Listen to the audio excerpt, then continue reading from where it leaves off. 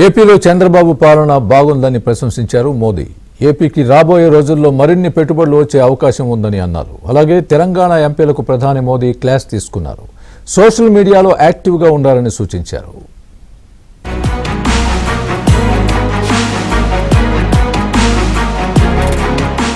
BJP ఎంపీలకు ప్రధాని మోదీ అల్పాహార విందు ఇచ్చారు. ఢిల్లీలో జరిగిన కార్యక్రమంలో ఏపీ, తెలంగాణ, అండమాన్కు చెందిన బీజేపీ ఎంపీలతో సుమారు అర్ధగంట పాటు మోదీ చర్చించారు. ఏపీలో చంద్రబాబుతో కలిసి ముందుకు సాగడం మంచి పరిణామమని, పూర్తి సమన్వయంతో తాము వెళ్తున్నట్లు ప్రధాని తెలిపారు.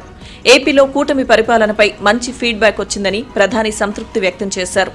పెట్టుబడులు ఏపీ వైపు ఎక్కువగా వెళ్తున్నాయని, ఇది చాలా శుభపరిణామమని అన్నారు.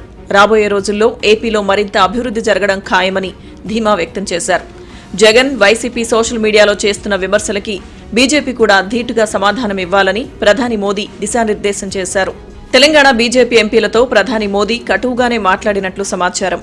తెలంగాణలో సరైన ప్రతిపక్ష పాత్ర పోషించలేకపోతున్నారని మోదీ ఆగ్రహం వ్యక్తం చేసినట్లు తెలుస్తోంది. సోషల్ మీడియాలో తెలంగాణ బీజేపీ నేతల కన్నా ఓవైసీ సోషల్ మీడియాలో ఎక్కువ ప్రభావం చూపుతున్నారన్నారు. సోషల్ మీడియాలో చురుగ్గా ఉండాలని ఎంపీలకు మోదీ హితవు పలికారు. తెలంగాణలో పార్టీ బలోపేతం కావడానికి ఎక్కువగా అవకాశాలున్నాయని, అందుకు తగినట్లు కార్యాచరణ రూపొందించుకోలేకపోతున్నారని వారితో అన్నట్లు సమాచారం. సోషల్ మీడియాకు మంచి టీంని పెట్టుకోవాలని సూచించారు ప్రధాని. ఇక అధికార పార్టీని ఎందుకు సమర్థవంతంగా ఎదుర్కోలేకపోతున్నారని ప్రశ్నించినట్టు తెలుస్తోంది.